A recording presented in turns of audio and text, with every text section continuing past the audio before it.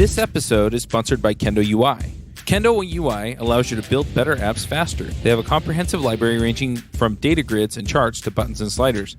Plus, you can use their components as plain JavaScript as well as in Angular, React, and Vue. They have a large collection of customizable popular themes like Bootstrap and Material. Go check them out at javascriptjabber.com/KendoUI.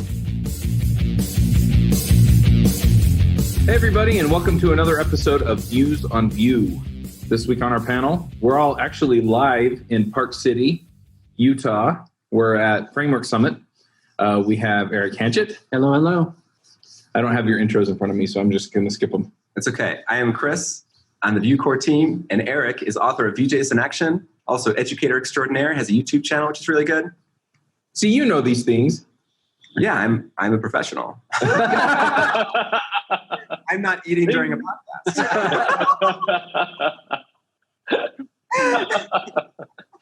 Chris, you're...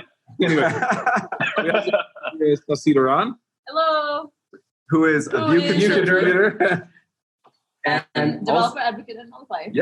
Yep. Among many other things. Hey, you know who you are pretty good too. I think I know myself. Yeah. Or I like good something deal. I do.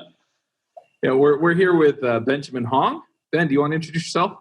Yeah, my name is Ben, and I'm one of the lead front-end developers here at Politico, and also help to organize Vue meetups. So we did a My JavaScript story a couple of weeks ago, and we talked about, your work at Politico and some of the other stuff you had going on, and I was like, we got to get you on the show. One of the things I think is interesting is that Politico is a fairly well-known, well-trafficked website, and it kind of demonstrates, at least to me, that Vue is, I guess, ready for prime time. It holds its own, just like React or Angular. But what's it like working on a heavily trafficked, well-known site? And what are the things that you're concerned about that maybe somebody like me who's building a hobby site isn't going to care as much about? Sure. So one of the things that people don't know about is actually with Politico, there's two primary sites. So there's the core site that most people are aware of, which is news. But as of right now, that is actually still on a server rendered site. So we're still using JSPs and Java. But what we also have an information as a service product. And so that's what we call our Politico Pro site. And that's what a lot of our sort of applications and stuff are being built from the ground up using Vue and just sort of rewriting sort of the old JSP ways of doing things. Gotcha. So why did you settle on Vue? So at the time, we were still, the front-end team is still, it was in its nascent stages. And so at the time when we were doing Product View, we were still doing the, when you click on something, it refreshes the whole page. And so I had joined the team and been itching to sort of help revamp this sort of approach with writing web applications. And so at the time, we were at a juncture between React and Vue. And so one of my team members, Chris Guerreri, who helps me organize VDC, mentioned that he had been looking into Vue. And so we sort of took that and sort of built out different prototypes. And so based on that and sort of my experience with both React and Vue, we decided that Vue was better suited for the team. And so from there, I just sort of built prototypes of different applications and have eventually got to the point where we now have a team of like 15 people working on Vue applications. Cool.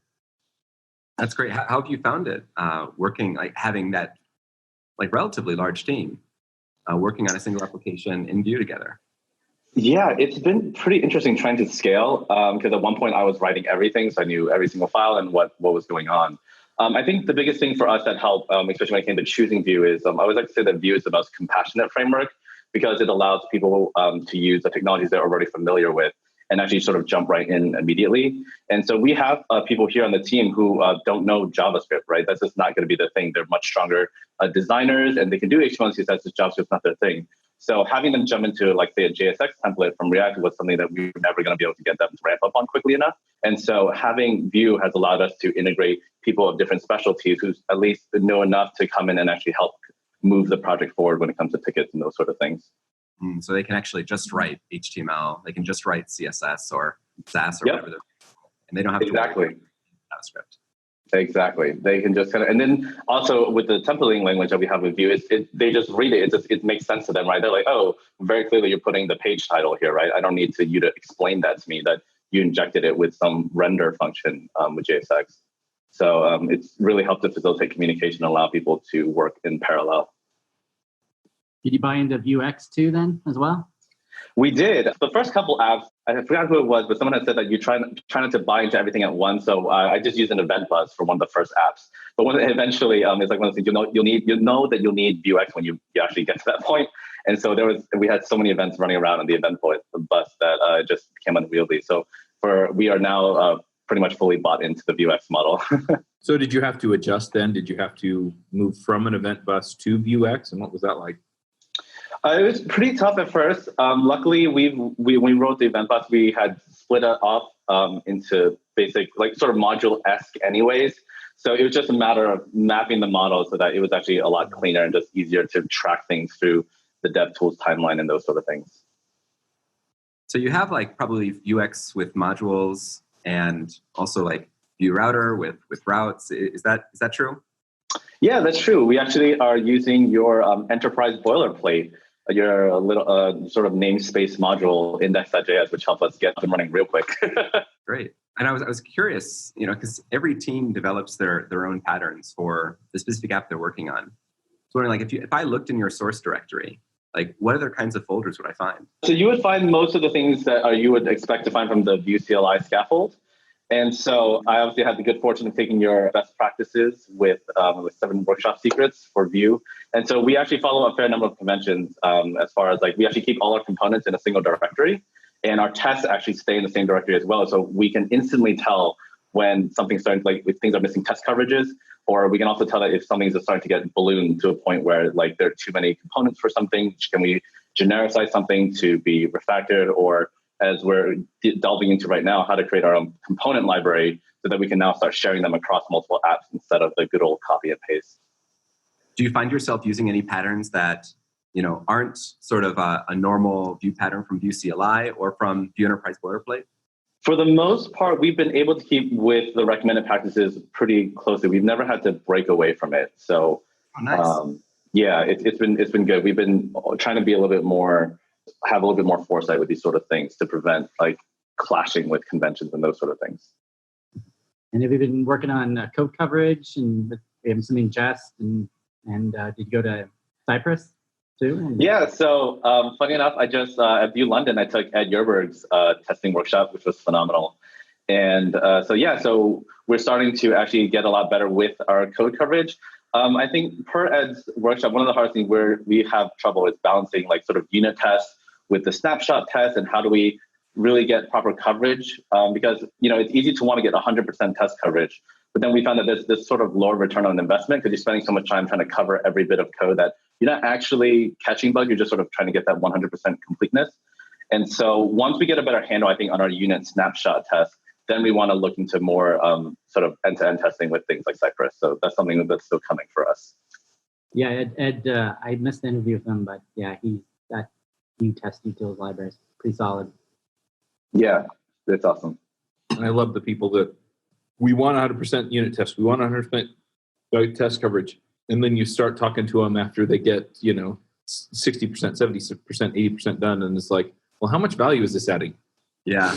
Yeah, exactly. There are some things that aren't useful to test. But yeah, like one thing that I always like encourage people to test, like whenever we have any kind of regex in the app, like that's a great opportunity to unit test, because that's something that can have like a lot of different edge cases, but it's really test those edge cases with unit tests. So it's easy to write those tests and you get a lot of value out of them. So it's like one of the best kinds of tests that you can write. Absolutely. I'm a little bit curious, as you adopted Vue, what was it like getting buy-in from management?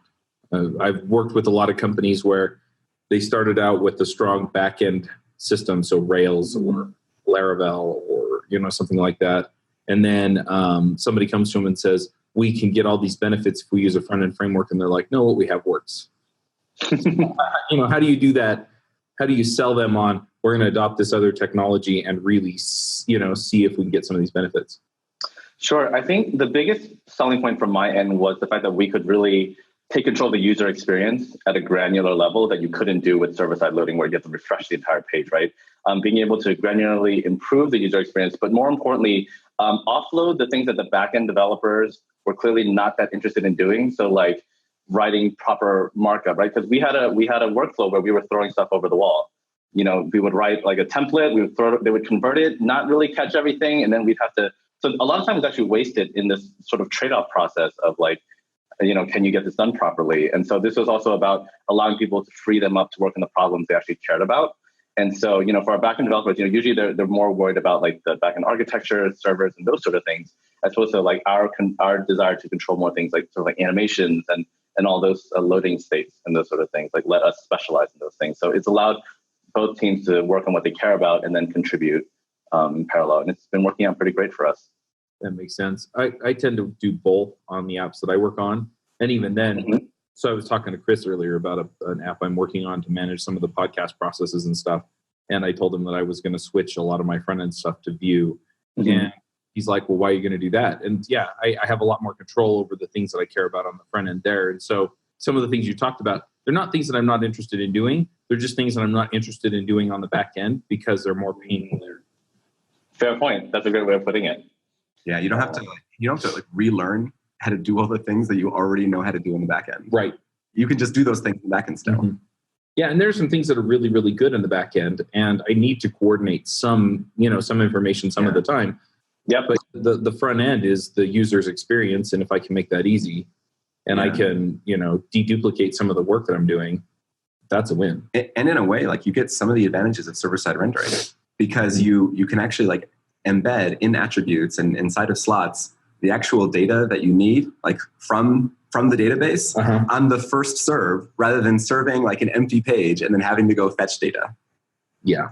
Yep. So what are your challenges now with Vue, now that you're into this, a year, 2 years, something like that? Yeah, about a year and a half now. The biggest challenge for us is definitely the scale, because we used to be a team of 5. And as you can see, we've more or less tripled in size. And we work with a lot of contractors across the world, so like India. And so we're in completely different time zones, which can make it hard for communication. And so, which is why one of the things we're doing is setting up a component library so that we can just install it through NPM Enterprise so that it's behind the firewall, and how to get everyone to share that. And so we're just at the cusp of figuring out how to get that workflow going with everyone. And so we're looking into things like STORYBOOK to better facilitate communication between like developers and designers as well, because we still have yet to really establish a pattern like design system for the company. So those are one of the challenges we're dealing with right now. Yeah, that makes sense. In my experience, every person you add doubles the complexity of the to happen, right? I would even say that's conservative. Yeah, I was gonna say I feel that's kind of conservative. It depends a lot on who you have on your team already and who you're bringing in. Or maybe you just talk to yourself more than I do. Yeah, this is the Make Chuck Sound Crazy show. I love it. I love it. I'm giving you a hard time. See, I'm seeing Chuck in person, which I don't normally get to do. And so a little bit, a little bit more familiar. Let me explain something to you. I have 4 brothers and 5 sisters. You cannot possibly give me as much crap as they have. Challenging. Okay, we're pivoting. This is no longer about you. Yeah, this is the roast. This is something you need to know about Chuck. So Ben, you were mentioning you're working on a component library. Are you working on that alongside all of the projects that you're currently working on? So like, is it happening at the same time, or how do you manage that? Yeah, so unfortunately, especially with news organizations, I'm sure we have a lot of deadlines. And so while I'd love to like take a break and be like, hang on, let's figure out this pattern library first, everything is running in parallel. So a lot of it is sort of that squint test of like, hey, I'm pretty sure this other project is going to need this. And so getting ahead of it and just abstracting it. So it's occurring in parallel right now. How do you manage like expectations on your team in terms of like what you're working on? Because there's a lot, like as a developer, you're like, I can make this better and I want to make this better, rather than like, you have to do this thing where you have to meet the deadline. Like, how do you manage that on the team? I'd be curious specifically within like components and Vuex. Yeah. I think for me, a lot of my job lately has been about sort of that management with stakeholders, about expectations and understanding what the real problem they're getting at. So let's just say the ideal solution includes some beautiful animation and like all these complicated pieces. Like if the problem can be solved with the minimum viable scope of just, adding an input field on it, and that's really all they need. Just being able to scope out that work and break it out in a sense that allows that if the developers are moving fast enough that they can hit those enhancements, they do, but there's not an expectation from the very beginning. They do the things from beginning to end. And so it's been about a lot of just sort of being able to chunk problems out into the proper solutions and milestones to sort of help manage that, especially because we do have, our team is so big at this point, at least compared to when we started, that a lot of times people are waiting around for work. They're not necessarily able to make those decisions because they're not aware of the internal ecosystem going on. So I have to be able to parse it out, stories in such a way that they can still work on things without much context from the stakeholders. So it sounds like part of this is just making sure that components and Vuex modules don't take on too many responsibilities. Yeah, precisely. Yep. We have like 2 developers working on, pretty separate problems, but having to edit the same lines and the same files. Normally, we've been able to keep them in their own lanes. So they don't have to rebase hell. I've been there, and I'm just sitting here going, yeah, that was no fun. Yeah. I think I've been there too. Or the check-in over the top of each other, so you're working in the development branch. And so I check in my changes and it breaks theirs. So then they go fix their stuff and it breaks mine. And I mean, what you're doing with Git is basically like crafting like different timelines. Yeah. You're doing like dimensional travel and then trying to merge the dimensions in one individual timeline. Where everything happened all together, but you can choose like in which order. The priority. Right. It's almost like reorganizing an entire novel. Yeah. I mean, one of the ways we've been trying to deal with that is I actually try to break out the tickets in such a way that you really should be submitting a PR with like one PR within the day or two, so that your work doesn't drag on so long that while the rest of the developers are committing and merging, like you've lost track of that. Because, sometimes where you forget to pull the latest and all of a sudden, so by keeping everyone with a relatively regulated merge flow, it's avoided a lot of major like rewriting of things as a result.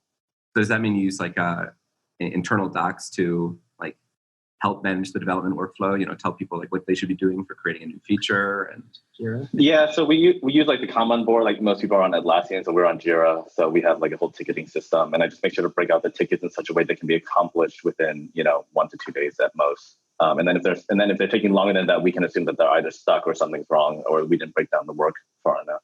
Yeah. Do you have or any rules or policies that help people get unstuck or help like share knowledge, so you don't have knowledge sort of like pooling in one person where they become the person who works on this part of the code base and no one else touches it or even wants to touch it?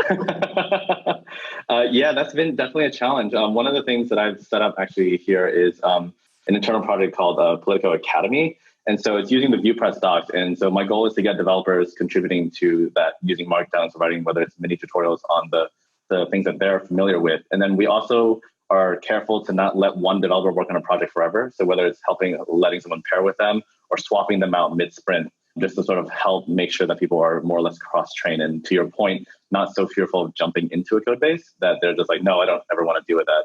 And to be honest, Vue sets so many conventions for us that that's not as big of a problem. Since, with all the patterns that Vue sets for us, it's not too hard to usually figure out what's going on as opposed to like a minified JavaScript file that someone created 5 years ago and you have to sort of unwind. Makes sense. I'm a little bit curious. Yeah. What's the case for Politico Pro, and how does Vue fit into what it's supposed to be doing? Vue into Politico Pro? Yeah. So what is Politico Pro? And then, So basically, fit into product description or mission or whatever. Yeah, Politico Pro is basically providing like cutting edge information regarding like policies and those sort of things. So we have tools such as like Legislative Compass, which allows you to search a bunch of bills and then sort of like, favorite the bills you want, or, track your notes, share your notes within the team. And so, or for example, there are people who also need whatever's going on the Hill, they need to know immediately. So Politico Pro is generally for like lobbyists or firms. Like you and I would probably never purchase a license because they're usually like, they're quite expensive. And so, it's for those people who sort of need that information right on the dot, as up to date as possible, and then filtering large sets of political data and those sort of things. Do you have to create graphs, D3 stuff on there too then? Oh, I'm itching to do that. We have not done too much work with graphs. It's a lot of, right now we're aggregating a lot of data, but it's one of those things I would love. The moment I could sink my teeth into that, I will absolutely be jumping on that. And Chris is going to talk about that later at our conference. I will. Oh. Animations with SVGs. Man, I'm sad I'm missing that. Which will be on YouTube soon. Yeah. Oh, perfect. Well, then I can still catch it. Yeah, and hopefully it'll be good. It will be. It will be awesome. I'm doing it right after this podcast, actually. Yeah. Right after I lose my voice. So you were mentioning, Ben, that like you make decisions around like how exactly you want to architect certain decisions around Politico Pro and the component library. Does everyone on the team get a say on that? And how do you manage like the hierarchy of opinions? Because there's like everyone has an opinion on how things should be done. Yeah, absolutely. I take the more democratic approach. I do like to get people to weigh in on things. And the ones who generally are opinionated on things, usually I set them off to like do prototypes basically and to prove out the difference between the two. So for example, one of the new people who just joined the team is actually really big into TypeScript.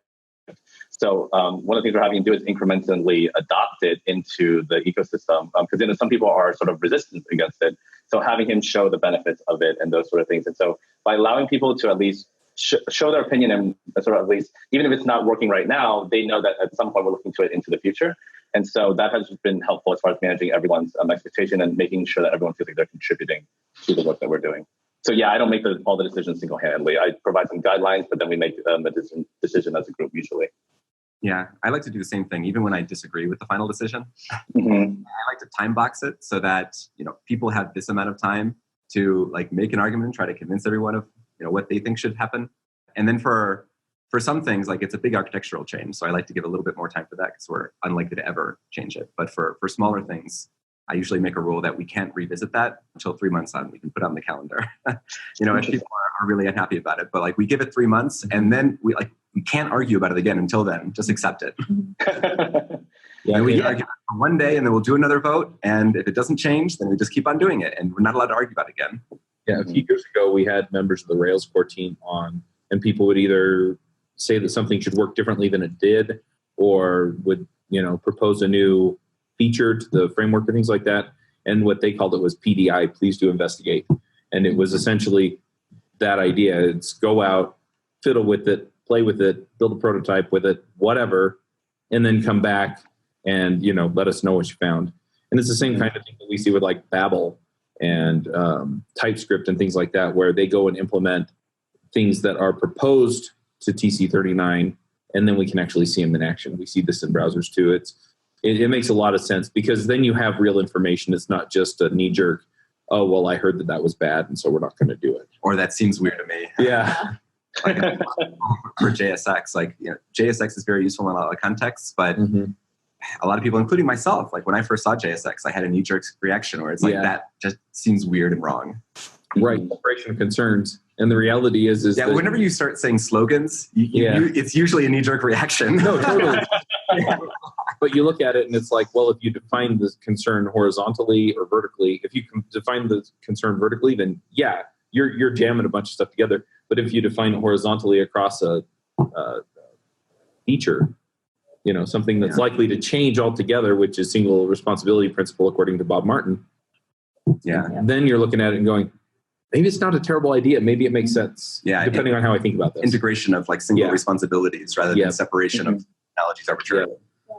So on that note, and regarding what you were mentioning, where you said that you want to make sure that every developer at least has like one pull request submitted by the day, just so that work doesn't drag on. How do you set standards for what should be universal across your team?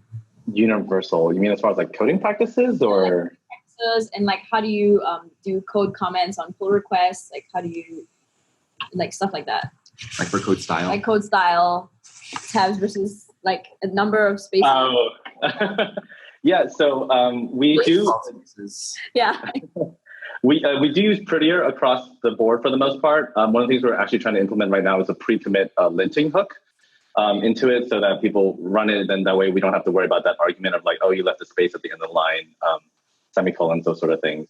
But more importantly, I think one of the more different things we're doing, I think, to other teams is we actually have a style of commit messages that we try to get people to do, where we sort of have them do more micro commits as opposed to like, I made code changes and here's like 60 files that I've changed, right? Like smaller, being more intentional and making commit messages, explain why they did something as opposed to what they did, in order to help future developers debug things. And that's been one of my biggest things, to get them to write more compassionate commit messages that allow the team as a whole to better manage the code base going forward. So I think that's one of the main things we've been sort of helping to enforce. That's probably a little bit more unique. And is there also a decision in terms of whether you want people to squash their commits so they don't have like 50 commits versus 5 commits, especially for one small change? Yeah, I mean, I personally like having more commit messages, especially if they're written in a way that explains what you're doing. Like, I think if you're more purposeful with the code, which is what I've been trying to train people to do, you won't end up with a bunch of really random commits that you need to squash. It's usually like, this bug is occurring because of IE11, like blah, blah, blah, blah. And then you want to save that. Like, I don't want that squashed. So personally, I've avoided squashing, merge requests as a whole. Yeah, I think it's good not to save the data, as Chris always says. Throw away the data. That's what you always say. Sometimes a squash can be useful. Like if you want to be able to quickly revert that set of changes later. Yeah. After other work has already been done. Yeah, I find myself squashing for that reason as well, because I try to commit often. So my commits are work in progress. Like, I think this works. I don't know how this works. And I don't want people to see that because that's fair. They'll still see it in a lot of squashes. They'll see it in squashes, but they'll have to dig to look for it. Yeah, for me, it's if I do an npm install and then set up a new package in something, and then I'm working on I might squash those, right? Yeah. Or if I make a config change, or I have a formatting change that I make, or something like that. Yeah. Like if there are some intermediate steps where the app just doesn't even work. Like you'll never want to. Right.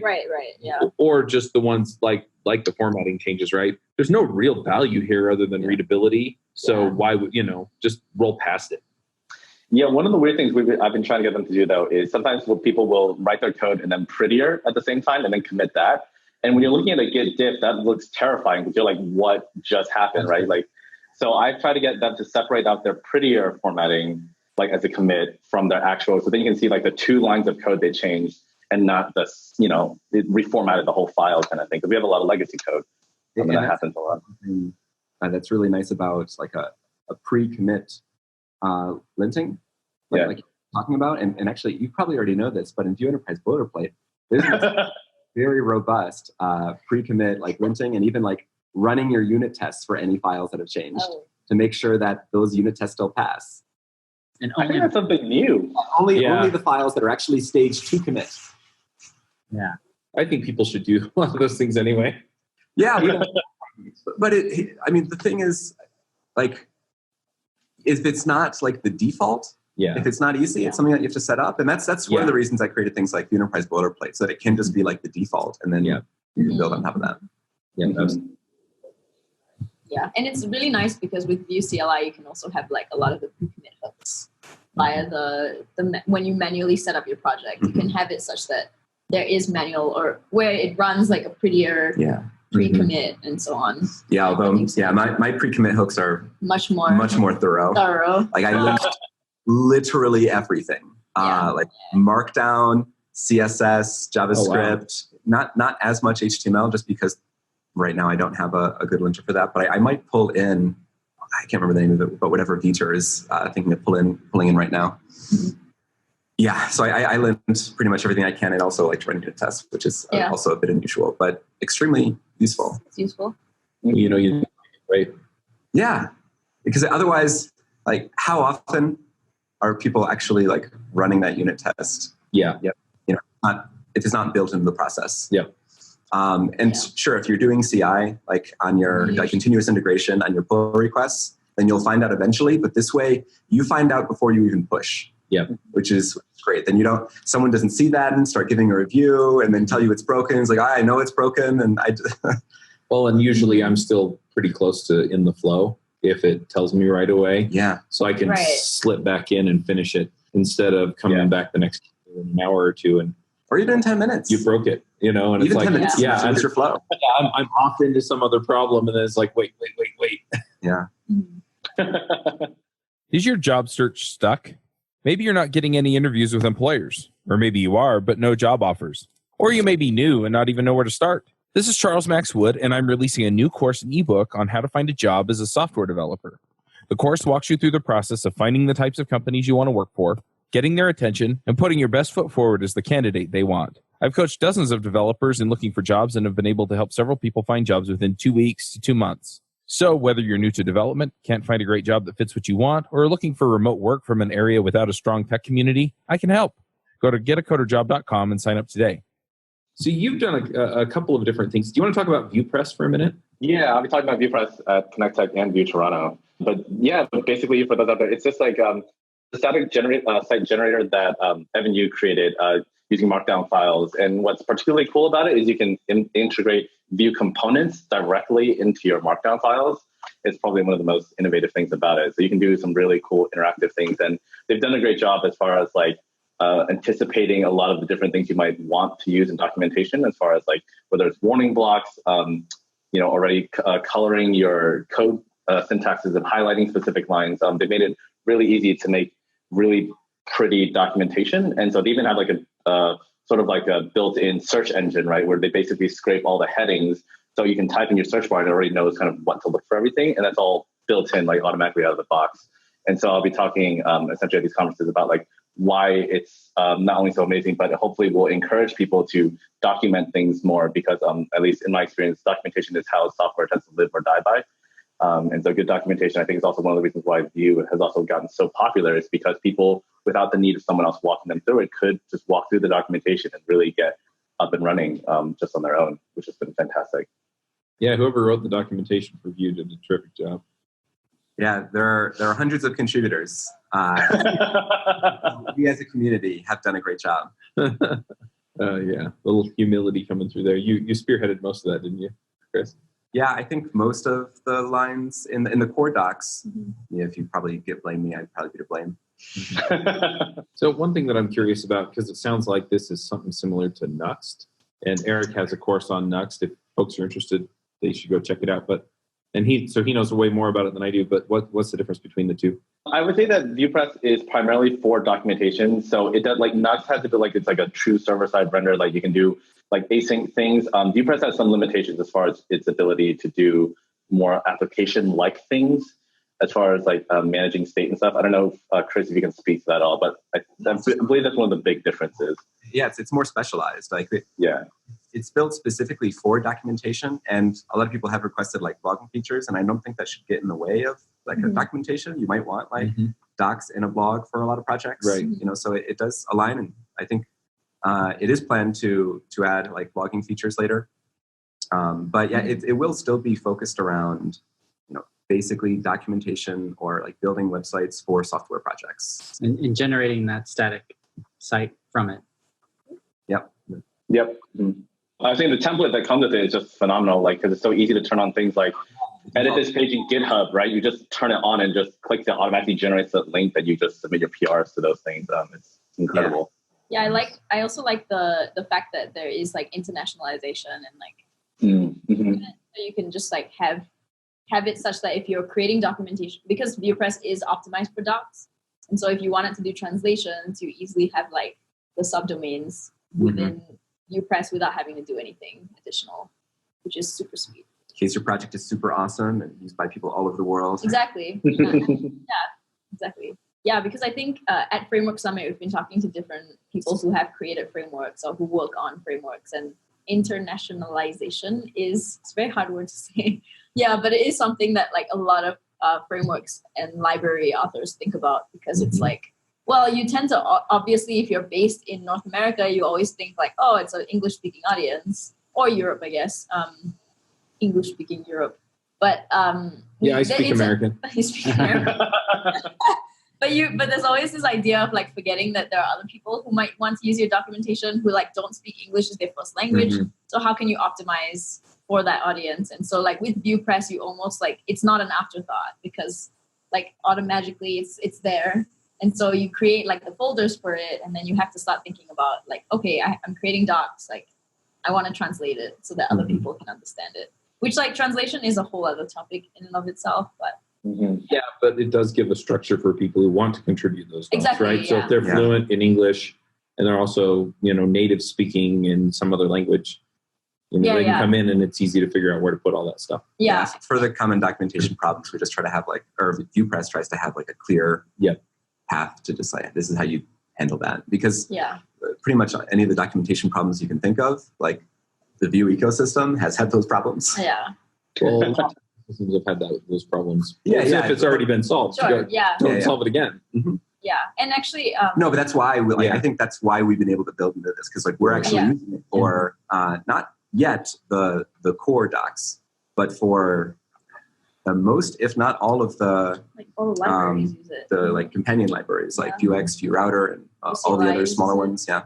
Cool. Yeah, and a really cool point. I mean, it's like kind of an aside, but I think Chris mentioned this previously as well. Like, especially when you're creating docs and you're thinking about I-18N, it also affects the way that you write the English docs. Because Chris was saying that when he's writing Vue docs, he always has to think about how to explain things as simply as possible without using like complex concepts or computer science terms, because people might not be coming from that background, and also it might not translate well. So it's like, I don't know, how do you say like state management system? Yeah, or if you're talking about like a higher order function, I think it's easier in about as many words to just say a function that returns another function.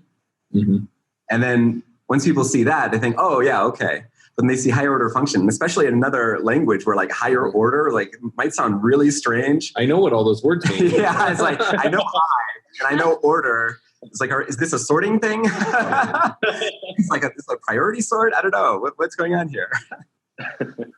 Absolutely. Yeah. So we're running out of time, and I think one thing that we would be remiss if we didn't cover is users groups. So you've organized or co-organized the Vue.js group in Washington, D.C.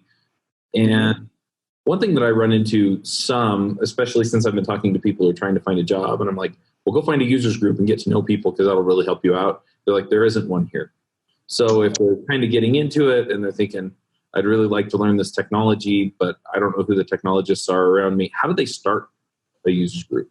Yeah. So I gave a talk about this actually at VueConf, like a quick lightning talk, and turned it into like a organizer handbook. So if you go to viewmeetups.org, in the resources section, there's a whole written tutorial as far as like the things I've encountered organizing the meetup groups that I've had. I think I've done about 2 or 3 at this point. And so a lot of it is just being willing to be that community leader of just setting up to be like, hey, these are people who are interested in X topic, and let's get together and meet. And so I think the hardest thing I think that people don't realize that people think is finding the venue. And so, using public spaces like whether it's public libraries or even a lot of office spaces, especially these days, are willing to open their doors, especially if you're bringing in like tech talent into it to like, you'd be surprised. I think people would be surprised how many people would be willing to host. And so a lot of it is just creating that spark and just sort of getting the word out and allowing people to just sort of facilitate discussions around the topic that you're interested in, and then helping to create so for example, we created a Vue DC specific Discord group. So because while there's a Discord channel for the Vue.js land as a whole, there can be a lot of noise in there because everyone's sort of vying for attention. So by creating like a community specific Discord channel for Vue developers, we've been able to target sort of the people that need help, and then they can feel like they have a community actually backing them, so that their questions can actually be addressed. That's something I've been wanting to try to do. I live in Reno. We have a JavaScript meetup. We have a WordPress meetup. We have like a general developers meetup, but we don't have any Vue meetups. So I'm thinking, I'll try to organize it, but then I'm thinking, I don't know if there's enough people, but I'm going to go to your viewmeetups.org and find out how to do that. Yeah, I mean, I would definitely recommend Vue DC was one of those things where we're like, hey, there's a React group, there's an Angular group, and we're like, there is no Vue group. And so it was one of those things that we, in 5 minutes, we're like, let's. So I went on meetup.com, it wasn't there, I registered it, and I think things just sort of took off from there. And we're now, I think, up to like almost 500 members in the group. I was going to be shocked if we had 10. So it's just one of those things that you just let the internet kind of do its magic. It's pretty incredible. And even for non-Vue meetups, I think what Ben's put together is actually a great resource for just like starting a tech meetup or like forming a community locally. Yeah, the other thing is that, I mean, DC is a fairly large market, right? There are a lot of people there, and so you're going to get a lot of people who will say, yes, I'm interested in Vue. Reno is a much smaller market, right? Yeah. But even then, in a lot of the smaller markets or some of the niche spaces that I've tried to start meetups in, like the first few months, yeah, you get 10 people or so there. But that's enough to have a good conversation. And then as you can remain consistent and keep it interesting, it'll grow. Yeah. So to me, if I can get even like 3 people outside of myself in the room, I think that's enough to facilitate a conversation. And so, yeah, it's one of those things that I think once people start it, I think it's surprising how many people will actually start to slowly flock to it. Yeah. So how do you decide what to talk about at the groups? So my big thing is I love teaching workshops and sort of helping people to code. So most of my inspiration comes from providing exercises and things for people to code along or to actually get hands-on experience. So actually currently at VDC, we have 2 types of events. We have one that's speaker-oriented. So usually that's one for the topics. And because one of the hardest things I found with meetup group is that usually once you start a group, the topics get more advanced over time. And then you sort of leave behind the people who just kind of want to get in the door, but they're like, I don't know about this advanced component patterns. I barely know Vue, right? And so I created a code lab session that was a much geared towards people who are either new or people who just wanted to come in and work on projects and sort of talk through. So currently we have a code lab session and we have like a speaker session that kind of goes on once a month, sort of to help facilitate that knowledge growth. Mm-hmm. So I help organize the Chicago Vue.js meetup. And one of the things that we struggle with is that we usually have tons of people sign up and like not a lot of people actually show up.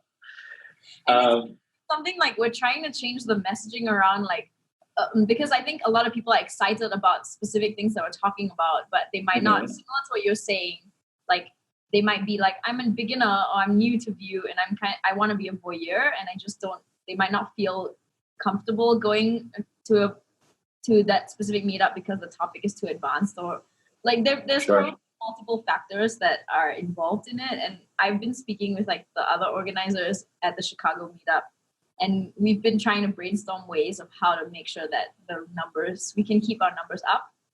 Sure. You have Yeah, so basically what I tell people is that meetups, because they are free events, whatever that number you get RSVP, you probably expect about 30% of that to actually show up. Yeah. It's usually like the rule of thumb that I found. And then more importantly, if you don't so I know that setting up a whole different meetup was a little bit extreme for some people because it is a lot of time to do these things. I would recommend setting up like a beginner's corner. So letting people know that if you come to this talk and you're new, we're going to have like a Vue.js, developer who's sort of there, like away from the talk to like sit there and talk with you and work with you through tutorials or any questions you have. And so by sort of letting people know that there is a safe space for them outside of sort of the experienced people, I found that was pretty helpful to help facilitate bringing more people in. And then you even get the experienced people who actually want to spend time with they just want to hear your thoughts and bounce ideas off of you. So just creating that sort of, call like office hours outside of the speaker group could help facilitate that. And I think the way that you talk about development also creates the kind of culture that is either going to, make a lot of people feel welcome or make some groups feel not welcome. Like one of the things you said earlier that really caught my ear, you were talking about writing compassionate commit messages.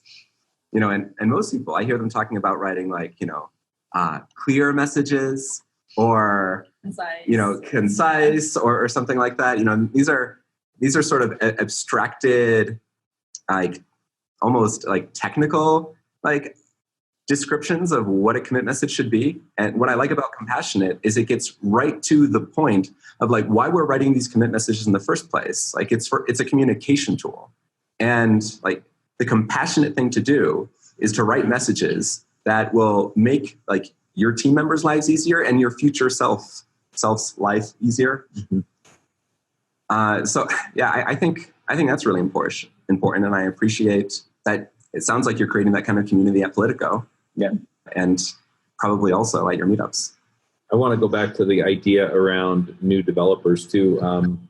When I first got into Ruby, I was going to the Ruby users group and they made sure to have a 10-minute primer, is what they called it, every time. And so they would basically ask people for whatever topics they either wanted to talk about or wanted talked about, right? So I've really been struggling with regular expressions, or I've really been struggling with testing or something like that, right? And it can be anything like that. And then it's, okay, who wants to give a primer on it? And the idea is you're going to cover the basics of this topic. And that way, new people showing up knew that there was going to be some content for them. And then they could kind of stick around for the larger conversation that everybody who's been in it for a while is going to have. And that makes a lot of ways to do that. That's a great idea. Yeah, I think especially like from a meetup organizer perspective, it's always in a sense, you sometimes want to organize events that you want to go to or like topics that you want to hear. And so it's always interesting, or it's always like this balance you have to make, because you might be an advanced Vue developer, someone who knows a lot about Vue, and you're like, I want to hear about advanced concepts, but that might not be a topic that brings in a lot of people, because there might be enough people who are new to Vue, who want to learn Vue, who that topic will not resonate with, and then you won't get a lot of attendees. Yeah. And so that's always something, like, for example, one of the things that we recently organized was a way of getting people to contribute to Vue, because I think that's something that people feel a little intimidated by. And so it's similar to like a workshop style. Like, we're going to have a couple of people who have contributed to Vue, and we'll walk through how exactly to contribute. And we tried to make it really beginner friendly, but I found like people still had a lot of hesitations around like, oh, but I don't feel like I know Vue, so how can I contribute to Vue? And it's like, oh, but at the same time, like, this is a cool event. And like, we'll do it again, but we're also like, is it worth doing if people like are afraid to come in the first place? Or how do you get past that? Yeah. How do you work past that like initial anxiety? Yeah. I have some thoughts on that, but it's long, so maybe we should talk about it later. We can talk about it another time. We'll save it for another episode. Yeah. Sounds great. I found that if you want people to show up to your meetups, just have a talk that's entitled VR, AI-based blockchain, built-in Vue. Yeah, exactly. Seven secret patterns.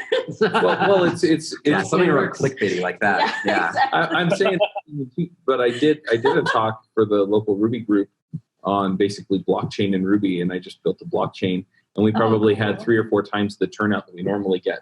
And so there are topics that aren't necessarily applicable to anybody that the people are interested in. And I think sometimes we do have to kind of challenge how useful is this with what are people interested in, or what's kind of fun that we can attack that people are going to want to hear. Yeah. You got to be like a promoter, be able to get out there. Exactly. There we go. Out, get like a catchy kitchen. Hand out coupons. Yeah. The one event that I found was really successful was like, I pretty much convinced Chris to come to Chicago.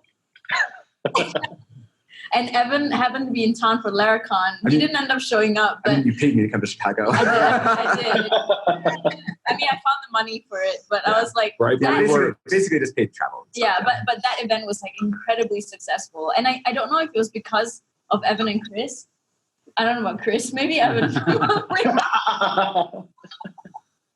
But so that event was originally $25.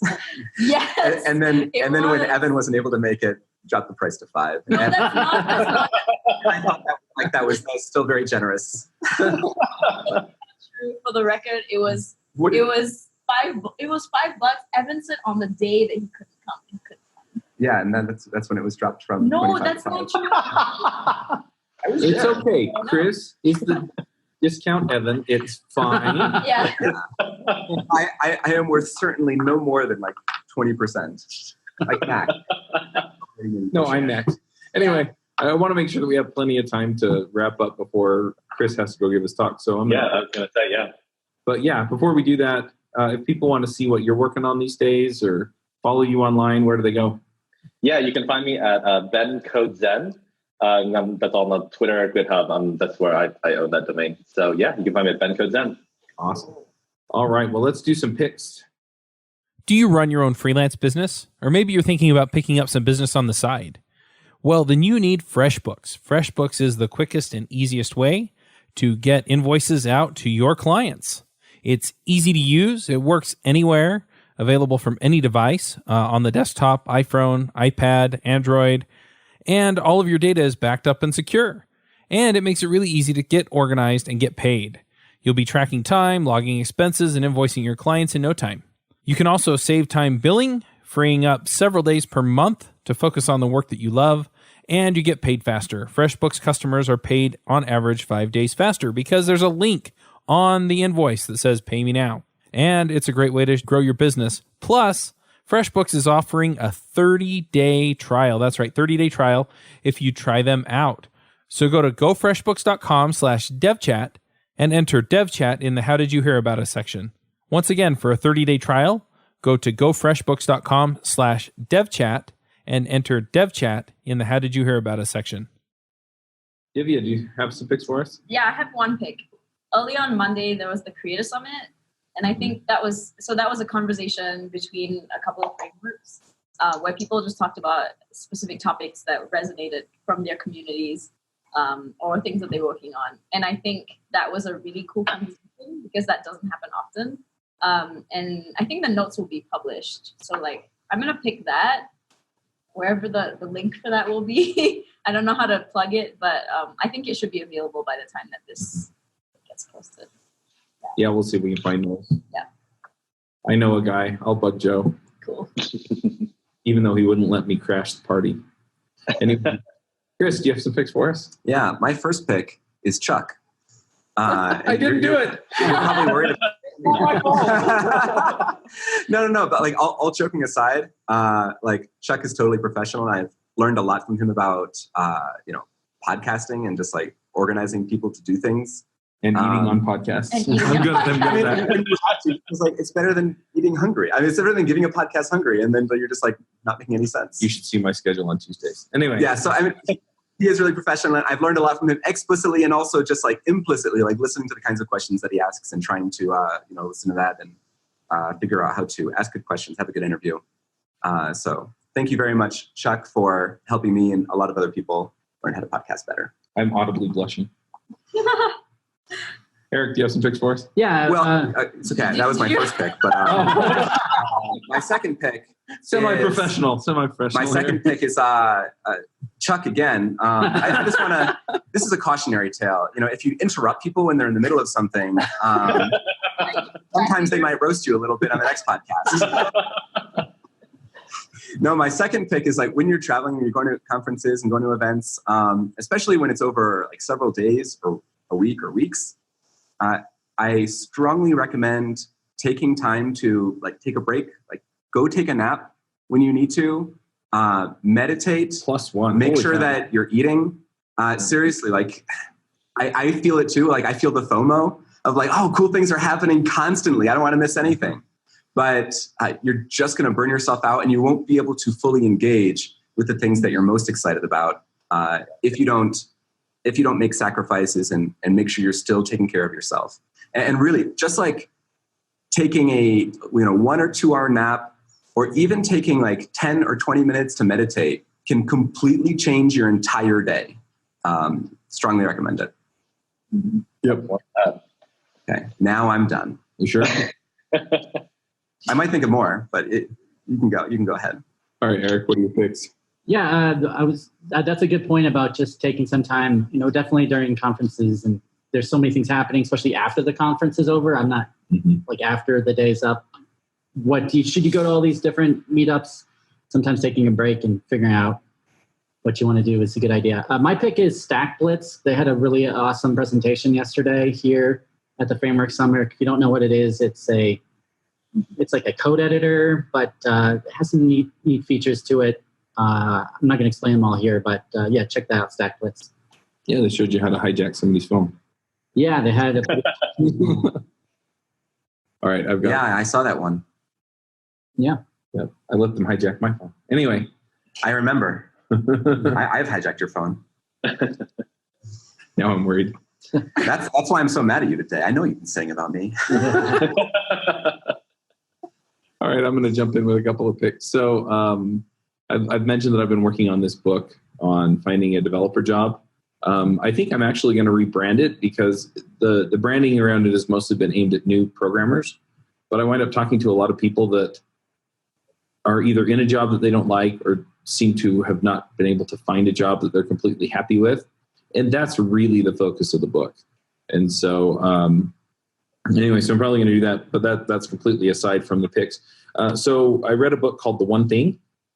I don't remember the author, and I would look it up on my computer, but we're all talking on it. So yeah, my one thing. So that's the thing is that I decided that my one thing was this book. Awesome. Right? So I'm just going to buckle down and get it done. I've been trying to split my time between the system that manages the podcasts and the book, and it makes it really hard to try and split my focus between the two, even though I'll focus on one thing one day and one thing the next day. And so I've decided that I'm just going to get the book and the course done, and that way I can put all of my attention into the other system. And that's been really, really helpful. And it basically gave me permission to drop a lot of other things that I felt like were important so that I can get the critical stuff done. And then the other pick that I have is the system that I've been using to write the book. I bought a course called Self-Publishing School, and it's Self-Publishing School with some dashes in it. And I don't remember where all the dashes go. So Google it, I guess. We'll put a link in the show notes. But it's been really helpful. So they get you started with outlining the book, and then basically tell you to write without editing, which is also helpful. And then they start talking about editing the book and building a community to help you promote the book. And they go all the way through actually getting it ranked on Amazon. So if you're looking at writing a book and you want to self-publish it, I highly recommend that. It's been really, really helpful. I signed up for the level that gives me all of the courses, access to the community, and I have a coach that I talk to every month. And so it's been really helpful just to get that figured out. So anyway, I've really been happy with what I've gotten for my money for that. So nice. That if you want to self-publish, if not, there are publishers out there that definitely do a good job and can help you market your book. So there's not a wrong way to go. It's just for me, given the audiences that I have and things, I feel like I can promote it to people that need it, that I actually have the opportunity to talk to. It sounds like even if you don't want to self-publish, like there are a lot of resources for just writing. Yeah, for just getting it written. Yeah. Mm-hmm. Well, I know a few people who have self-published and then had a publisher come to them and say, we would like to distribute your book. And so when you're in that position, you have a whole lot more options as far as what you concede or not concede to the publisher. But yeah, there are a lot of ways to do it. I don't think there's a right way to do it, but definitely finding somebody who's done it before and knows what they're doing has been helpful. So nice. Ben, do you have some picks for us? Yeah, I got two. So just before this, I watched a TED Talk by Elizabeth Gilbert, who wrote Eat, Play, Love on your elusive creative genius. And so for those that sort of suffer from whether it's imposter syndrome or having issues sort of being creative and the insecurities that come with that, it was a phenomenal talk that was really inspiring. And the second one I have is obviously Vue meetups. So again, for those who are looking for either Vue meetups in their area, or frankly, if you want to start your own meetup, the advice I have in there is completely generic. It doesn't have to be a Vue meetup. So if you go to vuemeetups.org, you should find all that stuff there. And so that's it for me. Yeah, I forgot to mention, I have a signed first edition of Vue.js in action. I also have like one more pick that I thought of related to Vue.js in action, very much so. So yesterday, Eric's been giving out some copies of Vue.js in action, and some others have been available for purchase. And one of the teams that got a copy of Vue.js in action, they were looking it over, and they were really digging like a lot of the examples and explanations. And they started like seriously, like legit fighting over who got the book first. It was like for the culture of the team. Like I think they're going to need more copies because everybody wants it at the same time. I'm really excited about it. Awesome. That's good. That's good to hear. They're going to take down their hotel keys so they can get violent over the book. Yeah, or there'll be some downsizing. Permanent downsizing. That's awesome. Deathmatch downsizing. I can attest that happened. Yeah. Yeah. Yeah, this isn't something I'm making up. Yeah. Divya threw her muscles into the mix. Break it up! I may be small, but I pack a punch. That's right. Yeah. She does a lot of climbing, so she's got these like spiky climbing shoes. So climbing shoes are not spiky. These are football shoes. No, but I thought they had like literal spikes to get into the... No, that is... I think we better wrap this one up. We'll catch you on those. Bandwidth for this segment is provided by CacheFly, the world's fastest CDN. Deliver your content fast with CacheFly. Visit CACHEFLY.com to learn more.